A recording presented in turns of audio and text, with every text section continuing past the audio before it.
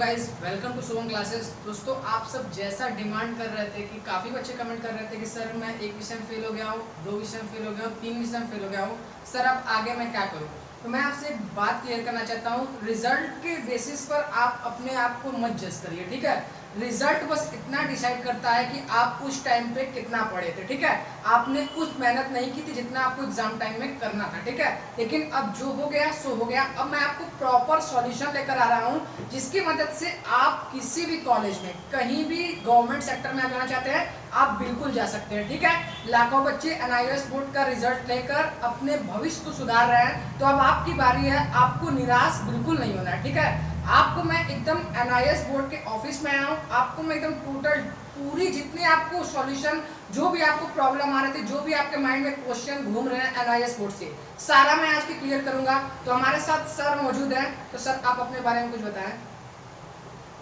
जब मैं Ravish Soni, excellent education consulting मेरा चलता है, एनआईएस का मेरा काम होता है, ठीक है। तो अब मैं आपको सबसे पहले 5-6 क्वेश्चन में आपके जो माइंड में जो बच्चे मुझे बताएं कि सर मेरे दिमाग में ये क्वेश्चन है, तो मैं सर से पुटअप करूंगा और सर आपको जवाब देंगे। आपको जो भी प्रॉब्लम रहेगी मैं डिस्क्रिप्शन में इनका नंबर दे दूंगा, आप टोटली इनसे एकदम खुले मन से जो पूछना चाहें पूछ सकते हैं। सर बिल्कुल जवाब देंगे शुभम क्लासेस के सभी स्टूडेंट्स को, ठीक है सर। तो सबसे पहले मैं आपसे सवाल ये पूछना चाहता हूँ सर कि एनआईएस बोर्ड की मान्यता कहाँ का है, क्योंकि बच्चे जब 10th 12th की बात आती है तो भविष्य की बात होती है, क्योंकि उनका करियर उसके बाद डिसाइड होता है, ठीक है। तो बात करेंगे सबसे पहले इसकी मान्यता कहाँ तक है, क्या क्या बच्चे कर सकते हैं, क्या वो सरकारी नौकरी कर सकते हैं, क्या वो ग्रेजुएशन में एडमिशन ले सकते हैं, क्या 10th की स्टूडेंट जो फेल है वो 11th में एडमिशन पा सकते हैं। तो सारा डाउट आप क्लियर कर दिए सर। पहला बात तो सर, इसका 100% मान्यता है गवर्नमेंट जॉब में, और ये गवर्नमेंट बोर्ड है। अच्छा। इसको भारत सरकार द्वारा मान्यता दिया है। एक लिस्ट होता है कोप से, ऑल ओवर इंटरमीडिएट के लिस्टेड होते हैं। अच्छा। उसी का ये उसी लिस्ट में इनका भी नाम है।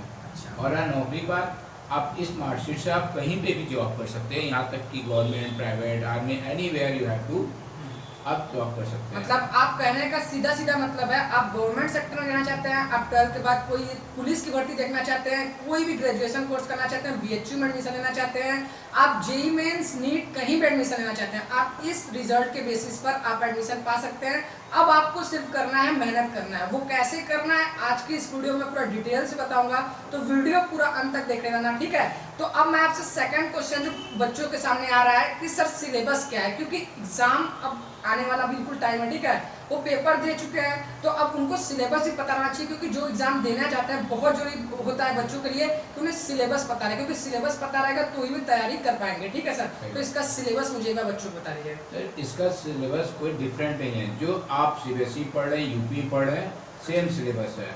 अच्छा, तो मोटी मोटा कहने का मतलब है सर का कि जो आप चैप्टर्स पढ़े हैं सिर्फ वही आपको करना है, ठीक है। मतलब आप रिवाइज करते चले, जो गलतियां आप इस बार के बोर्ड एग्जाम में कर चुके हैं वो ना दोहराएं, ठीक है। चैप्टर आपको वही है, बस आपको एग्जाम देना है। अब वो एग्जाम कब देना है, कितना फीस लगेगा, वो सारा कुछ मैं आपको डिटेल से बता रहा हूँ, ठीक है। तो सबसे पहले मैं आपसे सर ये पूछना चाहूंगा कि सिलेबस की बात हो गई, मान्यता की बात हो गई, ठीक है। अब बात आती है कि बच्चे एडमिशन अगर लेना चाहते हैं, क्योंकि वो एडमिशन लेंगे, क्योंकि वो फेल हुए और कोई अपना साल नहीं बर्बाद करना चाहता, क्योंकि एक एक साल भविष्य का बहुत इंपॉर्टेंट होता है। तो मैं आपसे ये जानना चाहता हूँ कि जो बच्चे एडमिशन लेना चाहते हैं उनको क्या क्या चाहिए जरूरत, उनको क्या क्या डॉक्यूमेंट चाहिए कि वो आपसे कांटेक्ट करें, तो आपको क्या क्या डॉक्यूमेंट है कि आप उनका एडमिशन करवा दें। देखिए, कोई बच्चे का डॉक्यूमेंट तो नॉर्मल सब होता है। एक तो आधार कार्ड हो गया, दूसरा 10th का मार्कशीट हो गया, तीसरा 12th का मार्कशीट हो गया।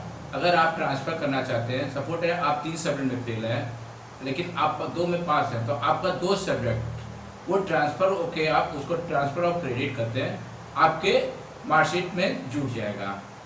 तीसरा ये, उसके बाद एक फ़ोटो लगेगा और सिग्नेचर, ये 5 अटैचमेंट हमको चाहिए, ठीक है। तो मोटी मोटा मतलब क्या क्या चाहिए आपको, एक एडमिट कार्ड हो गया, या फिर आप इंटरनेट से रिजल्ट जो 10th पास हो, 12th जो फेल हो, आप रिजल्ट निकलवा लिए, ठीक है। आधार कार्ड सबके पास होगा, आधार कार्ड हो गया, फोटो हो गया और सिग्नेचर, मतलब ये 5 डॉक्यूमेंट, आपको कुछ एक्स्ट्रा चीज नहीं लानी है, ठीक है। अब बात कर लेते हैं सर से कि लीगल फीस, मतलब सिर्फ एडमिशन कराने का उन्हें कितना लगेगा, ठीक है, सिर्फ एडमिशन कराने का। कि बाद में जो मतलब प्रैक्टिकल की फीस होते हैं वो सब आपको देना पड़ेगा, ठीक है, क्योंकि आप यूपी बोर्ड में भी दे चुके हो। तो मैं आपको भी सीधा सीधा सर से बस बता देता हूँ कि आपको एडमिशन कराने के लिए कितना चाहिए, क्योंकि अभी आपको एडमिशन कराना है, तो आप एडमिशन पहले कराकर निश्चिंत हो जाओ और एग्जाम टाइम आपको एडमिट कार्ड मिल जाए तो सर आपको पूरा डिटेल्स बताएंगे कि अगर आप सर के थ्रू एडमिशन पाते हो। देखो मैं आपको एकदम, आप मेरे स्टूडेंट हो, मेरे छोटे भाई बहन की तरह। देखो NIS बोर्ड की मैं आपको कुछ प्रॉब्लम बताता हूँ। अगर आप खुद से फॉर्म भरते हो तो आपका एडमिट कार्ड कब आएगा ये आपको नहीं पता रहेगा, आपका प्रैक्टिकल एग्जाम कहाँ देना पाएगा, आप बुक कहाँ से खरीदोगे, बहुत सारी प्रॉब्लम हो जाएगी। अगर आप इन सब प्रॉब्लम में फंसोगे तो आप पढ़ाई कब करोगे। लेकिन सर के थ्रू जाओगे आप तो सर क्या क्या आपको प्रोवाइड करेंगे वो एक बार देख लेते हैं। देखिए गवर्नमेंट फीस तो जो भी XYZ है बहुत मिनिमम फीस होता है। अच्छा। लेकिन प्रॉब्लम यहाँ पे ये आता है कि अभी मेरे पास कल एक बच्चा आया था। अच्छा। जो अपने से फॉर्म भरा था उसकी 2800 रुपये डूब गया। अच्छा। कहाँ गया पता नहीं। अच्छा। होता क्या हो गया, एक साइबर से फॉर्म भरा, उसकी लॉस हो गई। तो अब मेरे यहाँ ये होता है कि अगर मैं आपका फॉर्म का अपने अंडर में लेता हूँ करवाने का तो मैं उसकी पूरी गारंटी लेता हूँ।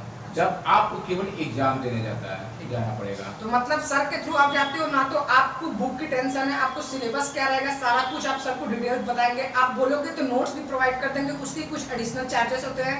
साथ में आपको एडमिट कार्ड, प्रैक्टिकल सब झंझट छोड़कर सिर्फ आप कंसंट्रेट होकर पढ़ाई करो।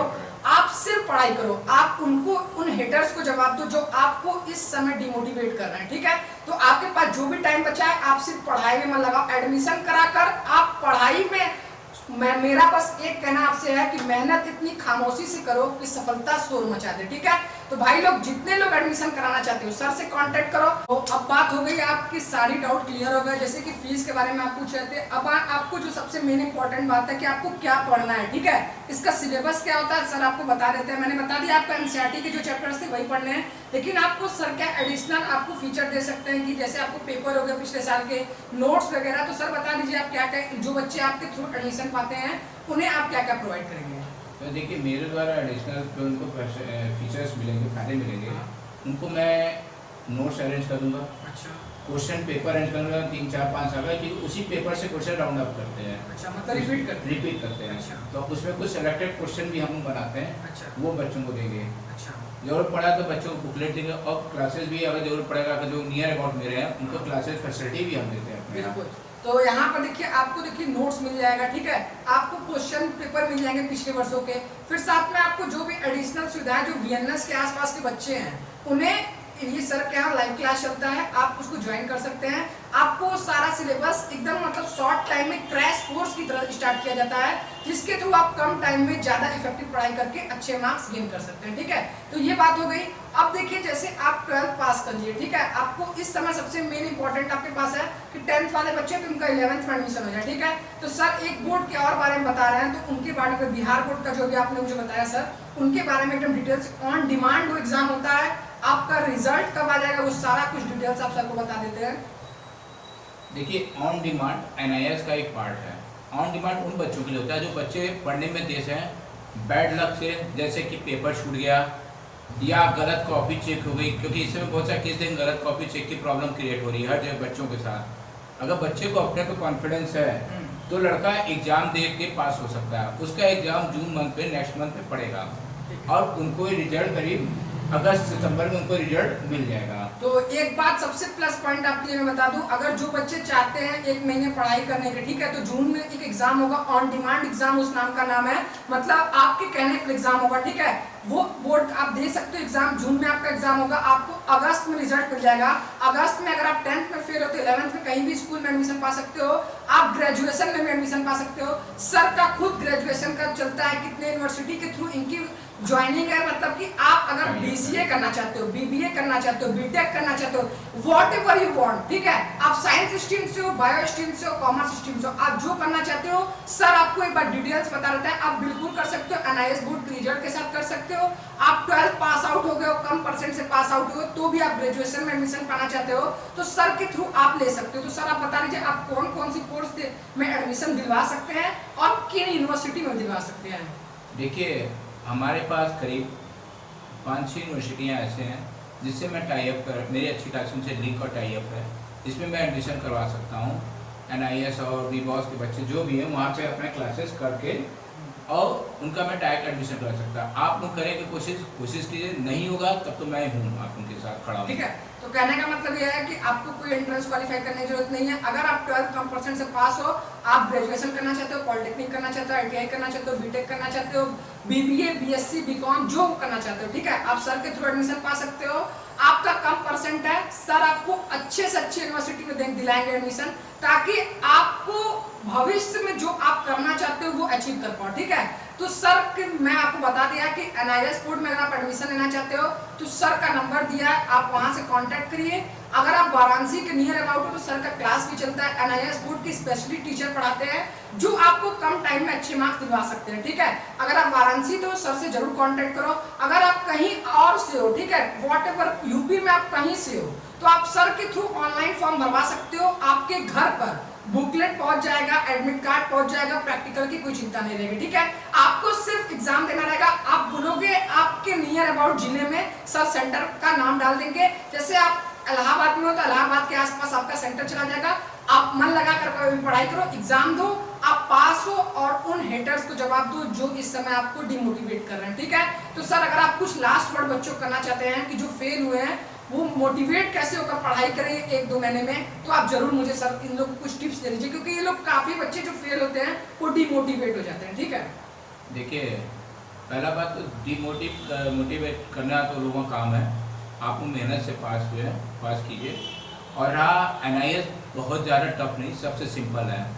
इसमें थोड़ा सा आप मेहनत करेंगे, पुश करेंगे अपने आप को, तो अच्छा परसेंट गेन करके आप पास हो सकते हैं और आराम से हो सकते हैं। इसमें कोई टेंशन नहीं है। तो आप लोग अपनी पढ़ाई को जारी रखें और किसी की बात को न सुने। ठीक है, आपको कोई बात नहीं सुनना है। इसकी मान्यता मैंने बता दिया, ऑल ओवर इंडिया में आप किसी भी यूनिवर्सिटी में कोई भी गवर्नमेंट जॉब आप करना चाहते हैं बिल्कुल कर सकते हैं। आप नेट पर सर्च कर सकते हैं। सर के कोचिंग का नाम एक बार बता दीजिए सर गूगल पे। मेरे कोचिंग का नाम एक्सीलेंट एजुकेशन कंसल्टेंसी है, जो कि सिगरा वाराणसी पे है। ठीक है, आप गूगल पे सर्च करेंगे सर का आ जाएगा, वहां से भी आप कॉन्टैक्ट नंबर देख सकते हैं, नहीं तो मैं खुद दे दूंगा आपको डिस्क्रिप्शन में कॉन्टैक्ट नंबर। आप सर से कॉन्टैक्ट करिए। आप कहीं से भी हो, आपका फॉर्म भरवाने का जिम्मेदारी सर लेंगे। आपको एग्जाम देकर आप अभी जितना टाइम बचा है उसमें कहीं भी आप कुछ ऐसा मत करिए जिससे आपका ये टाइम लॉस हो। ये बहुत क्रूशियल टाइम है। अगर आप 1 महीने मेहनत कर दिए तो आपका पूरा साल बच जाएगा। ठीक है, तो सर के थ्रू आप एडमिशन पा सकते हो। आपको एडमिट कार्ड, बुकलेट, नोट्स और जो भी आपका प्रैक्टिकल से रिलेटेड प्रॉब्लम रहेगा सारा सर हैंडल करेंगे। आपको कुछ करने की जरूरत नहीं है, सिर्फ आपको एग्जाम देने जाने की जरूरत। ठीक है, तो उम्मीद करता हूँ आपको सारे डाउट क्लियर हो गए। अगर कोई भी डाउट आपका रह गया हो तो कमेंट सेक्शन में मुझे जरूर बताएं, मैं आपके सभी कमेंट का जवाब दूंगा। वीडियो पसंद है तो लाइक करें और उन सभी दोस्तों के साथ शेयर करें जो कम नंबर पाए या फेल हो गए, क्योंकि उनको इस टाइप की वीडियो की अभी खास जरूरत है। तो मिलते हैं नेक्स्ट वीडियो में, तब तक के लिए जय हिंद।